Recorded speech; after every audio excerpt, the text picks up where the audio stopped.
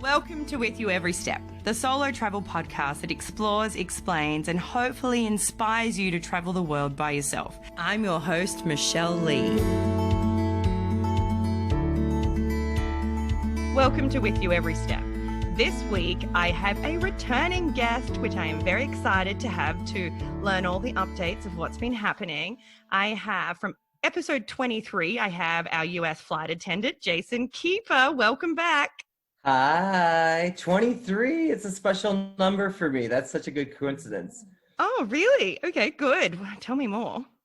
So Michael Jordan from Chicago, I'm born and raised in Chicago, and Michael Jordan's number was 23. Mm-hmm. And I grew up in a big sports family. So that's a really great number. So I'm glad I'm number 23. I didn't know that. Yeah, you were number 23. Now you're going to be up in the 50s or 60s somewhere, but that's okay.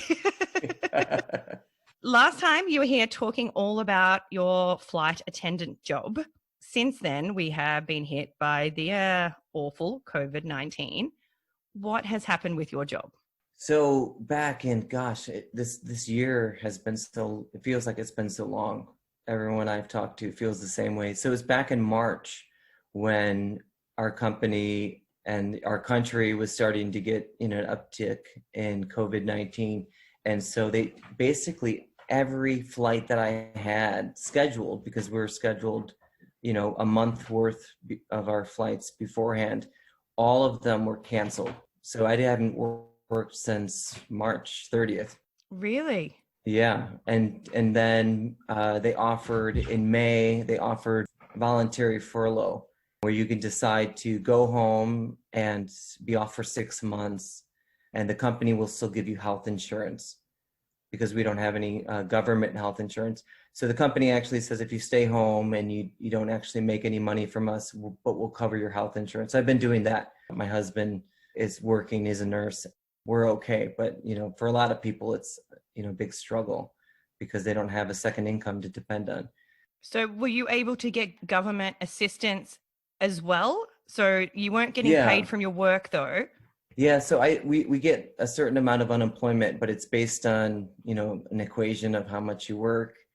And so it's not a lot. It's enough to, buy groceries and pay a few bills, but it's nothing, that you could pay your rent and feed 3 kids and, for a family.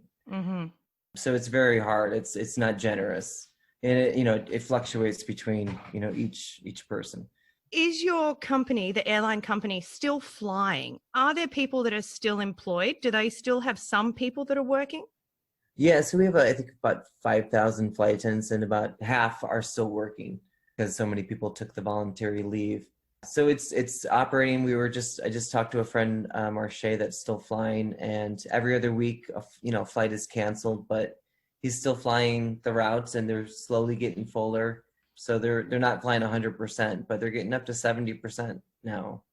Have the borders between states been closed at any time in the US? No. So anyone could still travel? So there was no travel ban? There was you couldn't fly into New York, but you could drive into it. I mean, it wasn't really enforced, but there was, different cities at certain times tried to keep people out, but it was the governor of each state had to make that decision. President decided not to get involved. So we have 50 states, and you have 50 different governors. So every governor is different, has different perspectives. And so it was chaos because we had some regions of the country banning, travel, and then some not, or staying home. And then half the other country was out and about like it was just a regular day. Yeah. Okay. That makes it really hard. Yeah. Here in Victoria, in the state that I live in, we have had a outbreak, and it happened in end of June, July. We were opening back up. We had an outbreak in our hotel scheme that we have. So anyone coming in to Australia, so we shut our borders to everybody. So the Australian borders were closed to everyone going in and out. So we're not allowed to leave the country, and people aren't allowed to come in unless you're an Australian citizen or you have some kind of reason that you need to go somewhere else that is approved. It all has to be approved. Wow. So anyone coming home from other countries have to do their quarantine in a hotel here for 2 weeks. So it was covered by the government for a long time. Now anyone returning home have to pay for it themselves, but they have to stay there. We had an outbreak that came out of those hotels. So someone had come back from another country with COVID. Someone that was working in the hotel was cross-contaminated, ended up going out into the Society of Victoria of Melbourne, and we had a massive outbreak. So our government in Victoria had to shut us down. So we are currently in stage 4 lockdown, which means that we are only allowed to leave the house once a day for an hour. So we can go for a walk, but we are limited to a 5-kilometre zone. We're not allowed to go further than 5 kilometres from our home. And we have to wear masks compulsory as soon as you leave your home. Even if you are walking by yourself, you still need to wear a mask. There's a $200 fine if you are caught without a mask on. We also have a curfew. So the curfew is from 8 p.m. to 5 a.m. So if you are caught leaving your home after that time for no specific reason, if you're not needing any medical care or work, which you need a permit to get to leave your home, you need a permit to go to work, then you can get a fine as well. So we are in a super strict lockdown. No visitors, not allowed to visit people, but it's working. So we got up to around 700 new cases a day, which was massive for here. And we're now down to close to 100 new cases. So it definitely is working, but it's extremely hard. And a lot of Victorians are really suffering because it is super hard. And for someone like myself, I have not been working since March. So yeah, what restrictions do you have there currently? So San Francisco is the most liberal city in the whole entire country in the United States. And we're Northern California and head of the tech industry. It is one of the most beautiful places in the country. So we were the first city to go on lockdown in March, April, and the restrictions that you just described, we were the only city in the whole country that did that. Wow. And so we've gotten to see that it, like you just said, it works, and people follow. A great city, a very tight-knit community. A lot of people very involved with politics. It's the 1960s hippie movement started in San Francisco. And so it's got a lot of political engagement. So we're lucky. But like I said earlier, most of the country didn't shut down and didn't have restrictions. So were there bans for people coming into San Fran? We did have a little bit of restriction, but it was nothing that was enforced. There were, like you talked about, fines. It was like an honor system, which, let's be honest, people aren't honest. No. Yeah, we've definitely found that here. A lot of people lie, and it's quite sad because it's bigger than you and I. It's bigger than those people. It's everybody. And I think that's one of the saddest things that's come out of all of this is people's selfishness and how they think about themselves and not everybody else. And I haven't been able to see my mum for weeks and weeks, and it's awful and I hate it. And everyone keeps saying to me, well, why don't you just go see her? I'm like, I'm not going to break the rules. That one of the rules is caregiving. If she needs me to go and help her with something, I will. But I'm not just going to go for a visit just because I think that I feel like I need it. I'll ring her and talk to her on the phone. Exactly. I lost my aunt and uncle passed away from COVID. Oh, I'm so sorry to hear that. End of April. And that was, my cousin, she's dealing, we're all dealing with it, and it's hard, but she, there was about 2 months where she couldn't even see her parents. And when they finally left, she couldn't even be there by their side because of the rules, obviously to protect everyone. But that's how horrible. You can't even say goodbye. You can't even hold on to your loved one's hand. I mean, that's the most cruelest thing. So yeah, we've been quite a go, but it's something I think that we're all experiencing it's a trauma, and we're all experiencing it together, and it's very awful, but I'm glad that we're having this conversation. I think it's important. Yeah, it is. And it's interesting. I've had a lot of feedback from my listeners enjoying hearing what other countries are doing around the world and how that is different everywhere. There's some places that, are making kids wear masks in schools and others that aren't. And I think you guys have just gone back to school. Is that right? Yeah. So again, every state gets to decide, every city. So there's no federal or national like rule, because Trump has decided not to get involved, but it really causes a lot of chaos. So every state can make their own rules, every city in that state, depending on, the rules. So some schools, like my nephew, I just talked to him today. He is at a school they're doing everything virtual. Okay. So they stay home. But yeah, it depends on the city and the state. So here they're doing remote learning, which is very hard for parents that can't go to work, because that's the other part of stage 4, is that it's only certain places that can be open. So a lot of people aren't working or working from home if they can, which means you're working from home trying to homeschool a little person, which is really, really hard.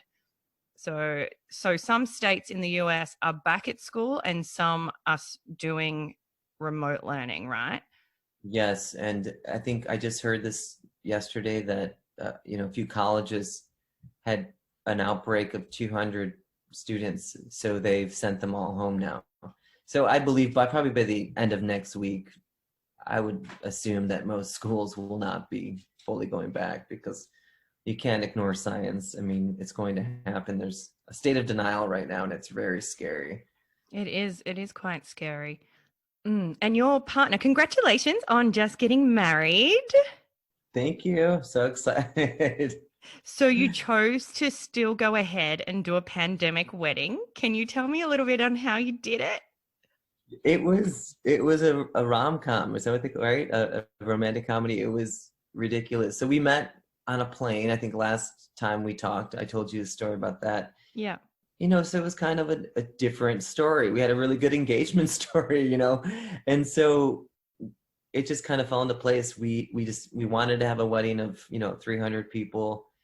Then the pandemic happened, so we said, okay, we'll just do a small 16 group of 16, and then things got worse, and we're like, let's just do it at our house with our 2 best friends and their spouses. And so it was just the 6 of us in a living room, over Zoom, like we're doing right now. And it was really awesome. The celebrant was over Zoom? Yeah. So they did the whole Really? And the best part was there was a lawyer that was there as well, that has to be there to make, because it's a big deal legally, which was kind of funny because she was not, she didn't have her video screen on. Because there's a lot of legal things you have to say over the conversation. There would be like, hey, Michelle, what is she really there? But yeah, it was romantic in our living room with our dog, which, she probably wouldn't have been able to come. Harvey wouldn't be able to come with us to a courthouse. So it was perfect. And we danced. We had our first dance in our guest room that we have with our record player, with our our quarantine group of our best friends. So it was really romantic and special. Thank you.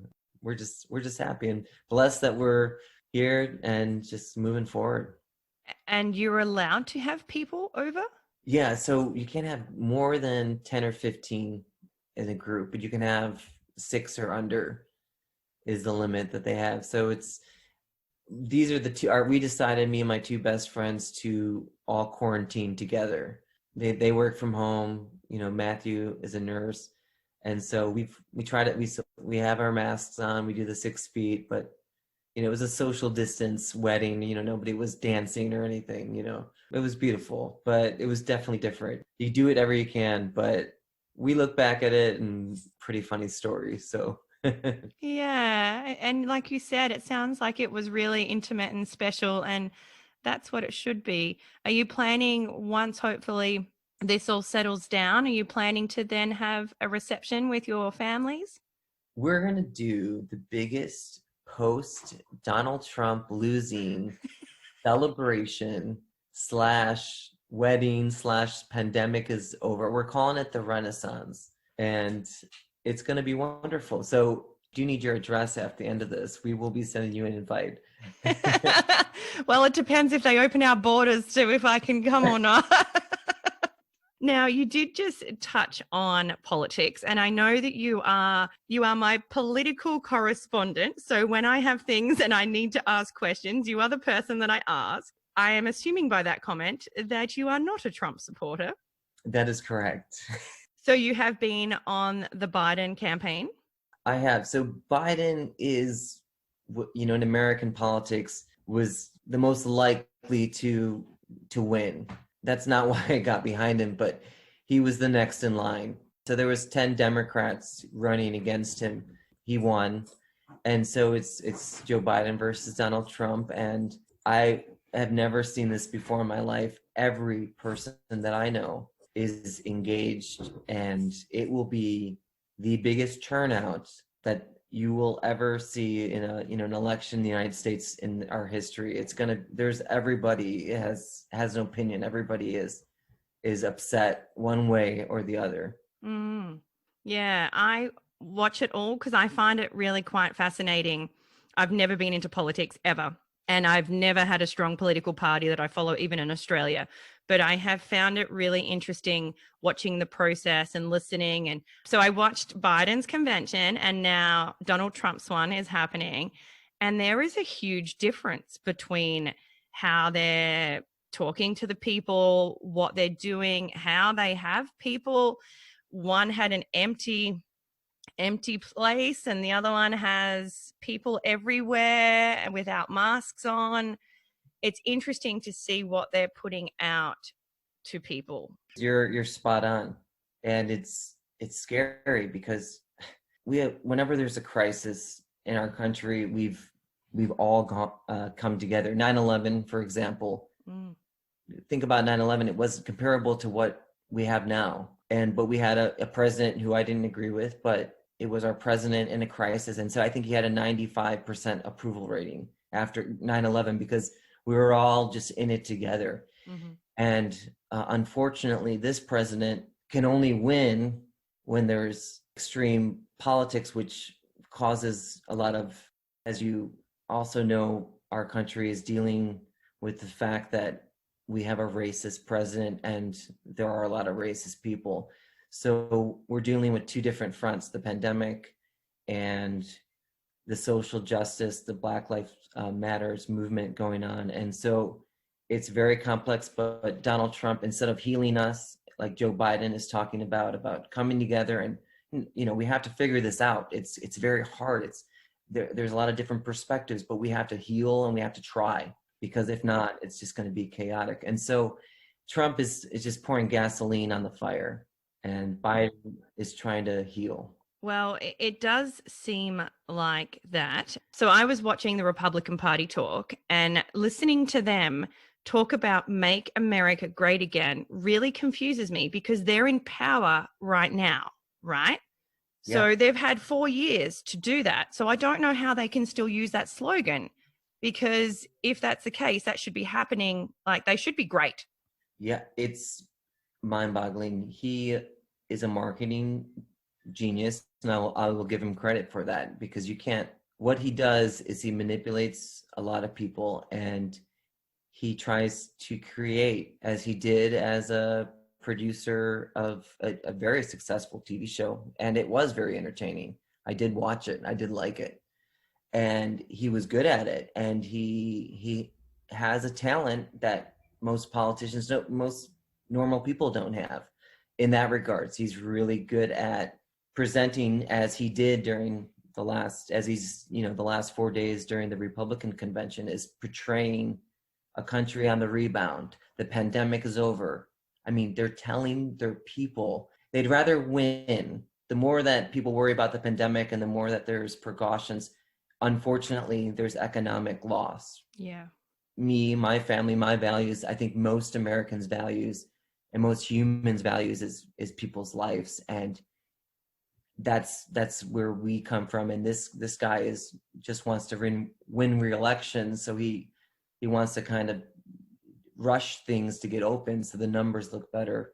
And that's just tragic, because at the end of the day, we're all Americans, and my aunt and uncle died. I mean, this shouldn't be politics. It should be science and respect of what reality is. And sometimes it means you have to stay home, and it's hard, but it's what you have to do, and it is what it is. But we're fighting hard, and I think the country's at a crossroads. You're going to see I'm optimistic. I think you're going to see a wave of support against him for Joe Biden, and I'm optimistic about that for a lot of reasons. There's one thing that I have heard President Trump keep saying, which is that he closed the borders to China really quick.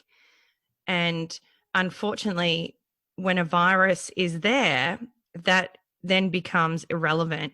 And with Australia, if we had only closed our borders to China, we still would have been inundated with virus, because a lot of our cases that we were getting were coming from other countries, being the US, one of them. So if we had only closed our border to one country, which is what he keeps saying is an amazing thing that he did, we would have probably been in the same situation that you guys are in, which is why all of our hearts break for you guys, because as much America has always been the country everyone wanted to be, go to, be part of, be like. And now it's the country that everyone goes, oh, glad we're not in America.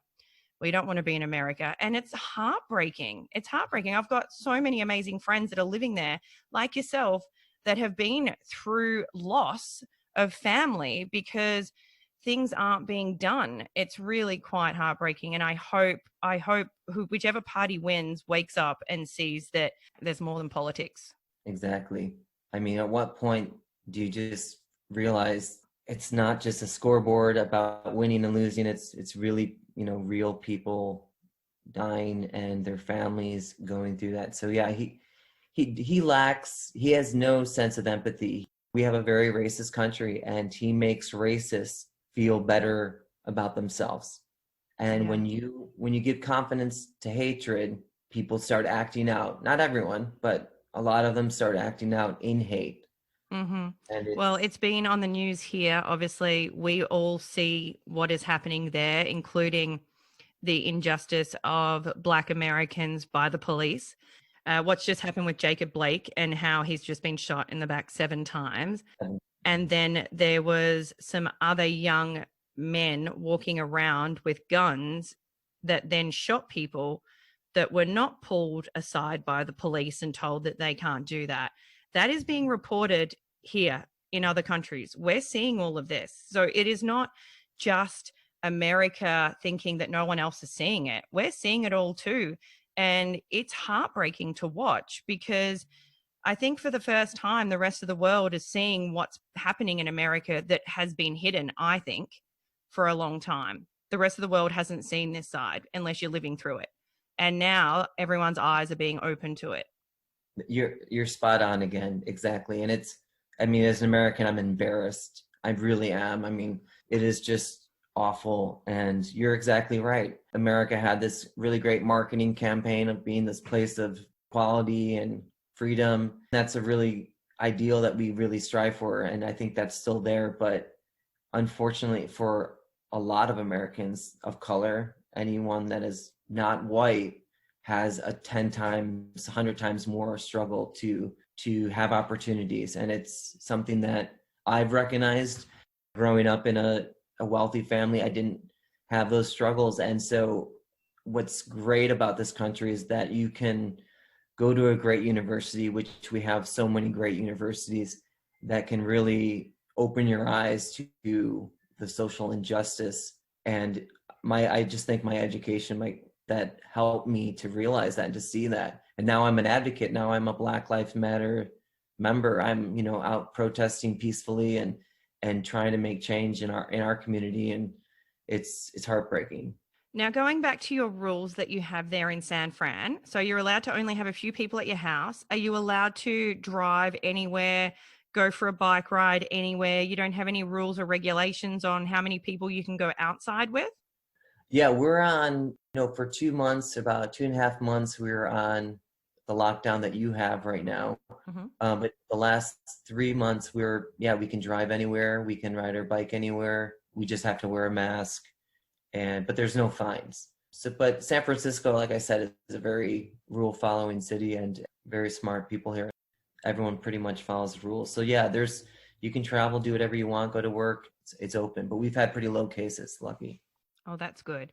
Speaking of travel, you actually just went international. Yes, my listeners, he went on a plane to another continent, just not another country. He didn't skip down to Mexico. He went to another continent, travel in COVID times. Please tell me how this happened.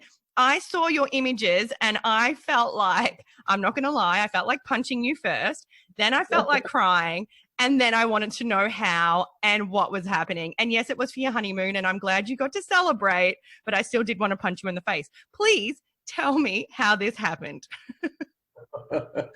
Well, after talking about, COVID and everything, now I feel really bad about it. But me and Matthew really wanted to do something special, and our honeymoon, our wedding was obviously not what we expected, but it was wonderful. So we were looking, and there's no where to go, but Croatia was the only thing we can find on the internet that was worth going to, that was incredible and beautiful.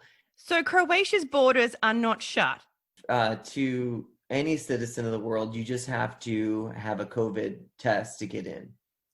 Oh, really? Yeah, so that's how we got in. We had to take a COVID test beforehand. Where did you take it? In San Fran? This is the roll of the dice that we did do. Okay. So we got married, going to the honeymoon. We instead of the next day having brunch, we went and got a COVID test a night before our trip. So we got the COVID test. You have to, within the swab, so the moment of the test, you have to get into Croatia within 48 hours of the test. Oh, wow. Okay.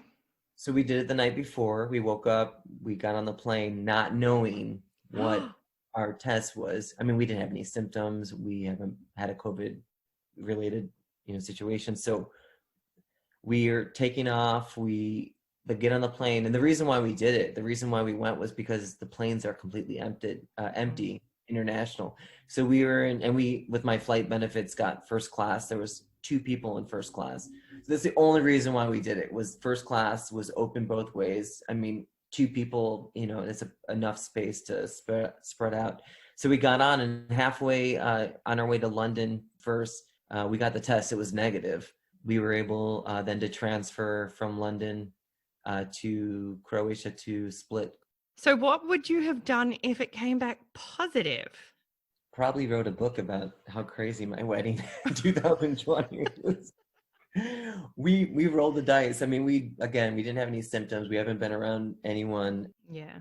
But you never know. Obviously, this is a silent, virus. You can get it from anywhere, basically. So, we knew that, but we wanted to do it. Again, the seats were wide open, so we were in our little cubicle and we lucked out. But if we got positive, we would have had to spend 2 weeks in London, which would have been really interesting. But we were lucky. I mean, we were prepared if we had to whatever what was right to do. We made it. While you were traveling on the plane, what did you have to wear all PPE? Did you have to keep a mask on? Did you have to wear gloves? Like, was there any kind of rules that you were told before you got to the airport that you had to abide by?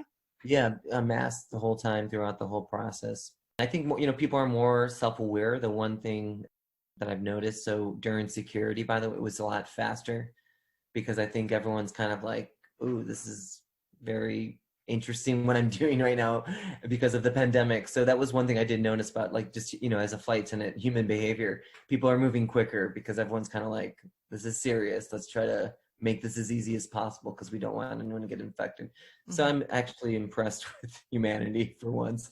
Once you got to Croatia, you didn't have to isolate because they knew that you had a test and you were negative? Yeah. And we just got to the customs room, and the guy that was helping us didn't even look at our test. He just said, email it to, this government email. And we sent the email, and he said, okay, I got the email. Welcome to Croatia. Again, this is just my experience. It wasn't a very thorough process. Well, I did just hear today that Croatia's numbers have gone up dramatically in the last couple of days. Wow. Due to being open to other countries, because obviously not just open to the US, they're open to other countries in Europe as well. the numbers are starting to go up, which is a little bit scary because I am Croatian and I have family in Croatia who I love dearly. So I want everyone to be safe. It's where the world is right now, unfortunately. And if you open up internationally, as much as you guys got a negative, I guess there's nothing to say that you can't, as awful as it is, pick it up on the plane. And then you're there for, how long were you there for? About 8 days. Yeah, okay. And so then you could have become positive. Did you have to then? So where were you? Hold on, let's go back a little bit. Where in Croatia did you stay? Split. The whole time you stayed in Split? No, and then Dubrovnik as well. Dubrovnik, yeah. Yeah, sorry. My tourism is kicking in. Yeah. Okay, so how long were you in Dubrovnik for? 4 nights and then 3 nights in Split. Yeah, so about 7 days. Did you love it? I'm a Game of Thrones fanatic, so I was like walking through Game of Thrones. Here I am. I'm in the show. I mean, it was, and it's so beautiful. It was wonderful. It is beautiful. Was everything open? Everything was open. No one was wearing masks. Not one person. Just tourists from other countries. I mean, maybe there was a couple Croatian people, but mostly. And then at the businesses, though, the restaurants, anything, they all had masks on. But I'm talking about just the people in general. Nobody was wearing masks. I mean, we were the only ones mostly walking through. And it was heartbreaking because I know that, like you just said, they don't know better because everyone seems to change their behavior once people get sick, which is heartbreaking. So I'm not surprised. Mm. And I think I said that to Matthew. I was like, obviously, no one's wearing masks. Obviously, in a couple of weeks, they're not taking it serious. But we were, at the restaurants, they're all outdoor in Croatia, so it was easy to social distance. I mean, you can go there safely. I mean, we didn't really do the pool much around people. We weren't probably 10 feet around people most of the time. We did a lot of excursions by ourselves. So for us, because of our privilege, we didn't have to get on a bus, for example. I mean, this disease is hurting people that don't have a lot of money. Because I'm a privileged white American that took a first class flight to a place without having to worry about, that's what's wrong. I mean, I'm aware of it, but that's what's wrong with societies. And in America, the biggest number of COVID deaths has mostly been from minorities that don't have as much money, that are lower, socioeconomic, are in poverty, are being more affected because they have to take the bus to work. Mm-hmm. I could take an Uber. It's heartbreaking because it shows our country how if you're wealthy, you'll be okay no matter what. That is sad. That's what he believes. And it's unfortunate. Started to think about how awful that must be for a mom of 5 that is trying to feed her kids and has to take that bus and is taking a higher chance of getting COVID. It's just heartbreaking. It is heartbreaking. When you were in Croatia, did you see places that were really packed? So we asked a few of our tour guides, is this crowded? And he said it's still about 40%.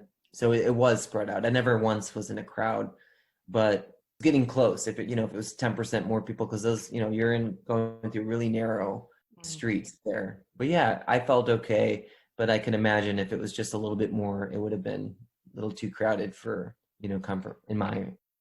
Yeah, well, they are showing Europe and the beaches in Europe and how busy they are because everyone's traveling again in Europe. COVID-wise, quite scary. But I also feel the other side of it is how much I would love to travel right now. I have never, ever been a camper. And my dream right now is just to go out in the bush and stay in a tent and just get fresh air because I've been so cooped up in my house that I'm like, I just want to go get some freedom. Right. Those restrictions they sound like what we were on, but even more, which I think is really awesome and smart. But wow, yeah, you're in the Netflix zombie apocalypse stage where everything's just varied. I get it. Yeah, and a lot of us have been doing it basically since March.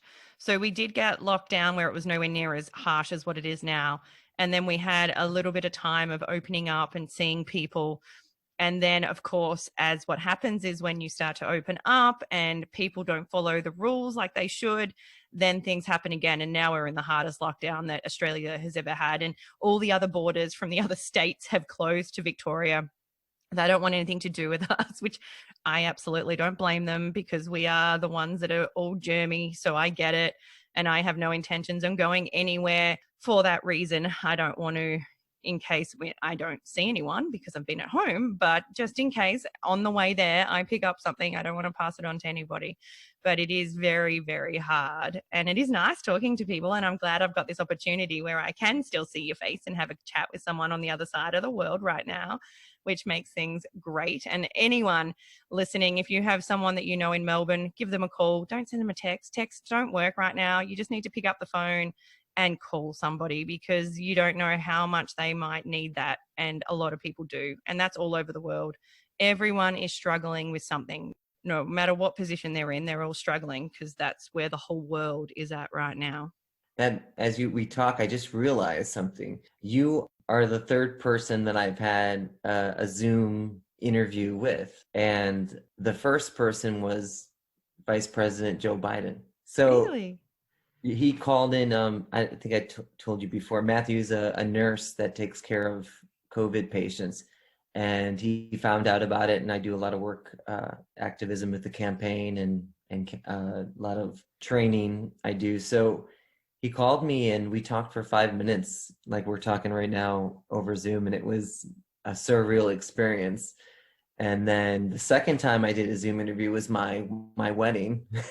So now third, I get to be a lovely guest. So it's an absolute honor. And it also is an honor for me to be in the standard of those two amazing events that happened in your life. You beat them. You beat it out. Your show is my favorite. So thank you. Thank you. Now, going back to your travel, when you got back to the US, did you have to quarantine? No. You don't have any rules or regulations for that? Yeah, anytime you return to your home city, as long as you live, they don't, anywhere really, there's no quarantine at all. That blows my mind. Even here, if we cross, so I have a friend, her mum has cancer and is going through treatment, and her doctors organized for her. She has a house in another state where she spends half her time there and half her time here. And her doctors organized for her to have treatment over in that state. So she would be out of the germ zone, which is where we are right now. So it would be safer for her, because having chemo reduces your immunity. So if she was to get COVID, the chances of her surviving would be quite low. So it's a smarter safety move for her. So they had to organize that. But even when she went with all the doctor's approval and everything, she still had to hotel quarantine in the other state, in our country, for 2 weeks before she could go out and have her then continue treatment. So it is very, very strict here in Australia. Wow. I honestly think that's the best way to go in the long run. And I think we're making a huge mistake. Our culture, it's part of our capitalist like drive, it unfortunately dictates a lot in our country. And unfortunately, right now, the people in power are more worried about money and getting the economy, which we all want. We want everything to go back. But Joe Biden keeps saying is we have to, and he's running, this is his number one message. We have to get the virus under control first, and then we can reopen. Let's do it safely. It's not we want to do things the right way, not the sloppy way. There's no, cutting corners does not work. Trump has cut corners his whole life, every chance. He inherited all of his money, never worked a day in his life, bankrupt 5 times. He has no accountability, no empathy for human beings. He's just good at selling. And Joe Biden is real. The way he speaks about compassion and empathy about this virus, his whole life, everything he's done, he's lost. His wife and his daughter died in a car crash when he was 29. He just became a United States representative, senator, and his wife and his daughter dies in a car crash. And so he has two boys, and Joe Biden continues on the fight for what he believes in, and he remarries a beautiful Dr. Biden. His wife is a teacher. She's amazing. So education is huge, and she's just a phenomenal teacher. Anyways, his son, just a couple years ago, his surviving two sons, they were all in the car accident together. His son died of brain cancer, and he was a veteran of the Iraq War. He had a lot of privilege, but he went and joined the army and served our country, and he died of brain cancer. So Joe Biden knows what it's like to lose and to suffer, and he's going to be the right person to heal our country through this, because he gets it. He's been there. We're in a rough go right now. Now, I'm going to be honest. I am not the biggest Joe Biden fan, just purely on, I don't want to sound like an ageist, but that he seems quite old. How old is he? He is 77. Yeah, okay. So he's got some maturity behind him. Yeah. But I must say, I am a massive, massive, massive fan of Kamala Harris. Yes. I absolutely love that woman. That's funny. I got to meet her on a flight. Ah. Yeah, it's from San Francisco to Washington, D.C. She's originally from San Francisco, and she in the Bay Area in Oakland, and she then became the senator of the whole state. And so she has a lot of roots in San Francisco. She was the attorney general. But she was so sweet. She was on the plane, and I dropped, I'm not making this up, because it's just so surreal. She's a senator. She wasn't running for president yet. I was familiar, obviously, who she was, and I dropped cups, and she was going to the bathroom, and she, instead of just like walking past me, she got down and started picking the cups up with me. She's like, honey, let me help you out. Oh, I love this woman. You can never imagine the average person, let alone a senator. So she's very real, and she's awesome. She's going to be the president. You talked about age. Joe Biden will only be president for 4 years. He will not run again. And we need grandpa right now to heal the country, and then pass it on to a 55-year-old. And 5'2". I don't know what that is. Yeah, I know what 5'2" is. Is that her height? That's her height. She's tiny. I didn't know she was little.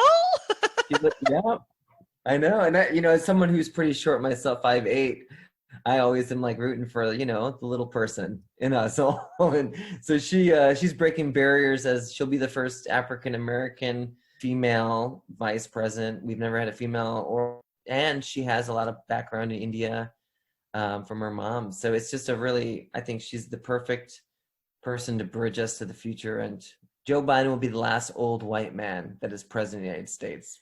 Would love then for a female to take over. And it's the same in Australia. We have had a female prime minister before, and I would love it to happen again, because I think women sometimes see things a little bit differently. We need women in power, and I don't say that as someone that is not open to anyone in power, but it's about time. I mean, we need that, and there's a different perspective. There is. Women in power is what we need, and that's what I'm hoping for. And she's amazing. I've been asking everyone what they've been doing during their lockdown. So what have you been doing to entertain yourself, seeing that you haven't been working? What have you been doing? Losing weight. Ooh, so working out at home? Yeah, I got a Peloton. What's that? It is a popular sweeping America. It's an in-home spin bike. Oh, okay.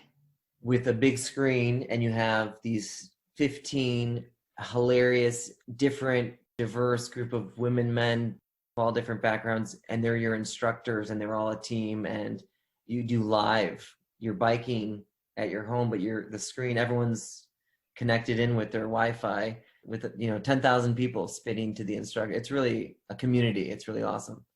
Oh, that's fabulous. So you've been doing that. What else? Taking my lovely dog, Harvey. She's a cattle dog. She's from, oh my God, I can't believe this has not come up. She's an Australian cattle dog.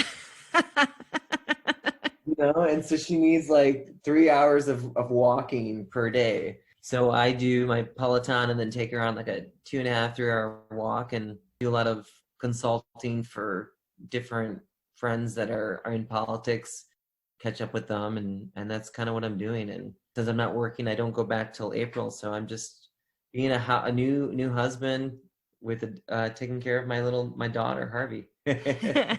Have you been watching anything interesting on Netflix or Prime? you want to cry, there's a really good show, which I think crying is really good during this pandemic. So I go cry for all the time, pretty much. I keep saying people are like, oh, it's day by day. I'm like, no, it's hour by hour. Because 1 minute I'm like happy as Larry. I'm like, I'm smashing this. I'm fine. The next minute I'm like, I'm so over this. I'm not coping. And next hour I'm like, yep, nope, good again. I'm good. I'm okay. it is just, yeah, it's a whirlwind for sure. Yeah. So what's the show you've been watching that's going to make me cry more than I cry? So it's called This Is Us. It's a family dealing with life, and it is so good. It goes from the past to the present to the future. So you get kind of all three different worlds of their lives, and it's really good. But it's a cry fest. And I've been watching RuPaul Drag Race, which is a hoot. Are they both on Netflix? And sorry, they were both on Hulu, actually. Do you have a recipe for me? I've been asking everyone to give me a recipe from around the world, and I am going to try and cook it with Mr. Troy Larkin. I don't know if you've seen our videos that we've been creating, but they are very funny. I must say so myself. And if you haven't, head over to With You Every Step YouTube channel, and they are on there. And we will attempt to make this once we can, once I can start filming again, because we can't have people anywhere at the moment. So once we can, then we will do that. So there may be a delay with these recipes, but tell me, what is this recipe?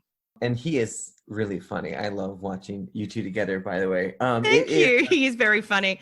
The best part I love was when he actually skipped with an apple peel. That is priceless. That is the best thing I have ever seen in my life. And I watch it all the time. I love it. I think you guys should start the show with just you guys cooking.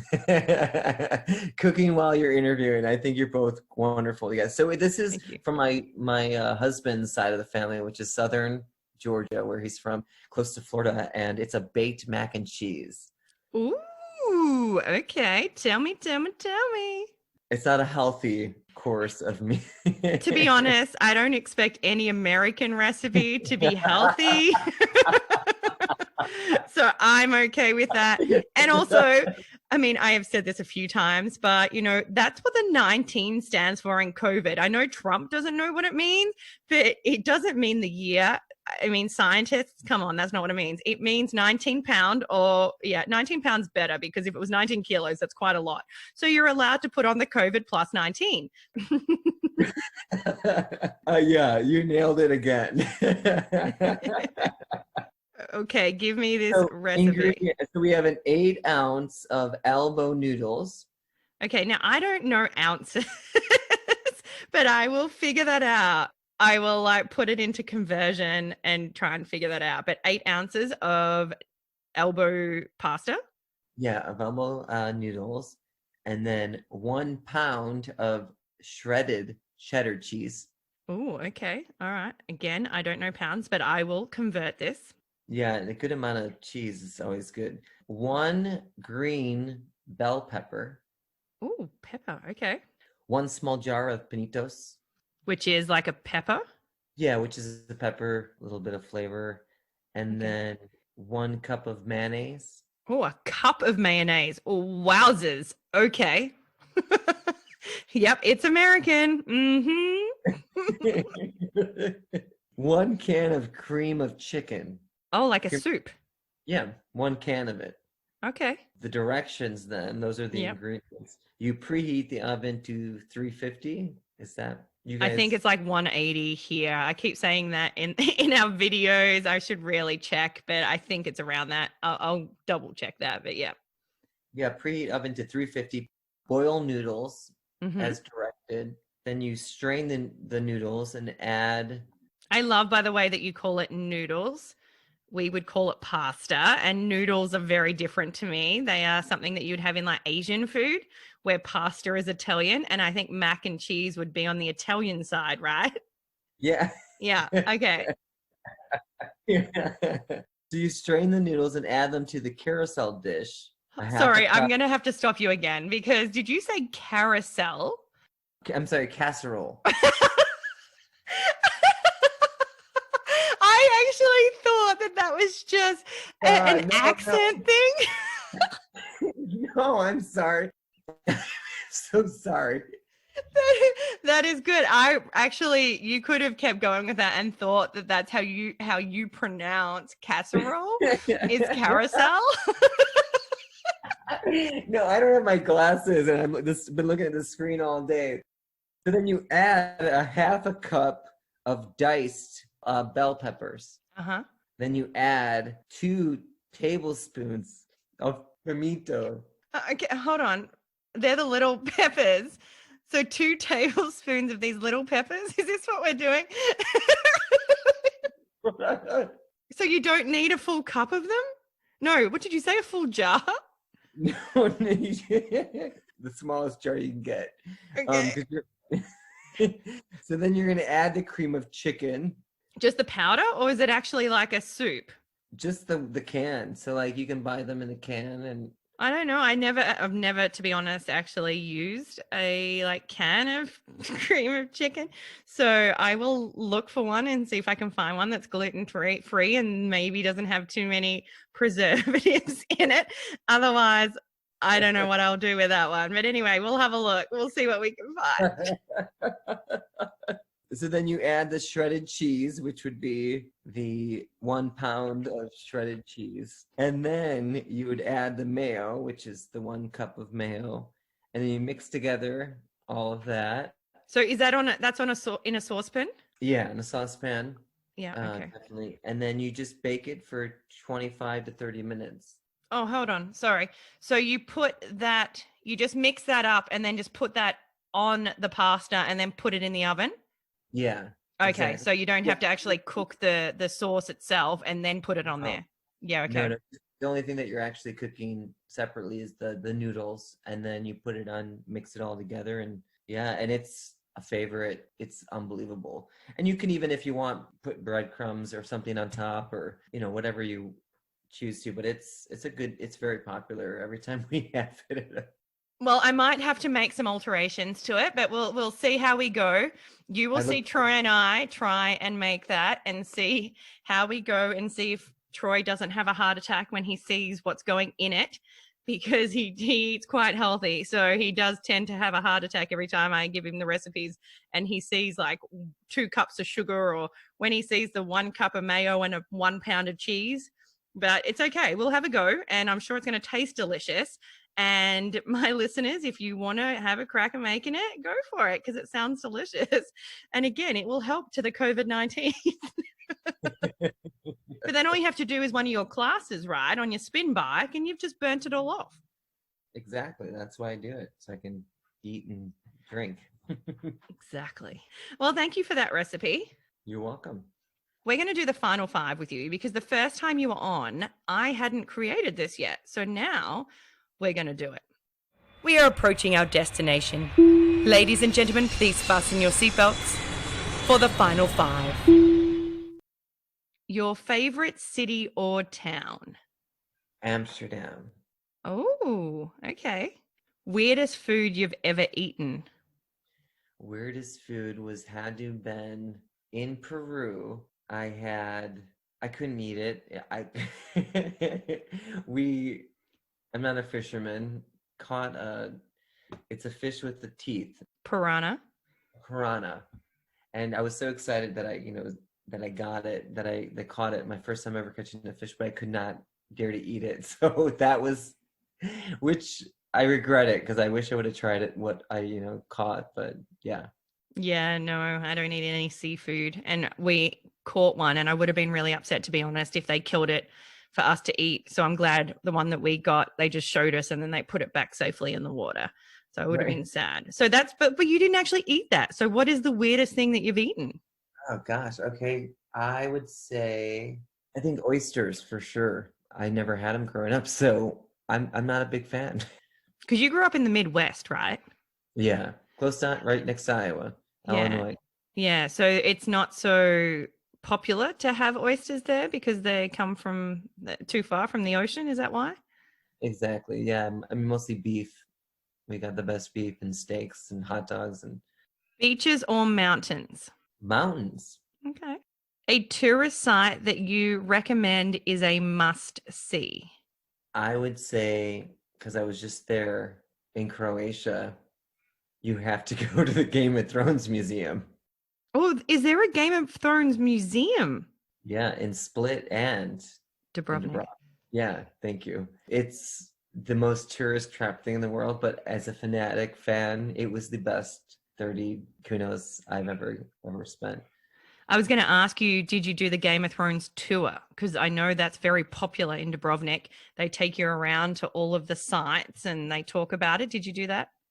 We did a different tour, but the tour guide knew the spots as well. So it was kind of, yeah, basically.